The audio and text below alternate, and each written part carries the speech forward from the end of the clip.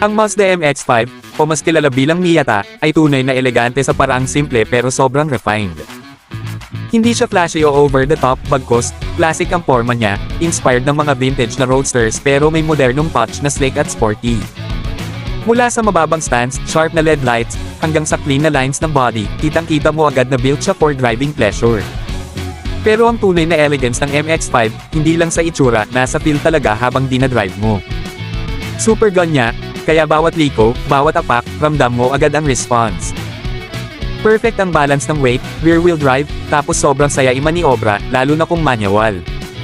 Yung shifter, click na click, smooth pero may satisfying feel. Yung manibela, ang direct ng feedback parang connected na connected ka sa kalsada.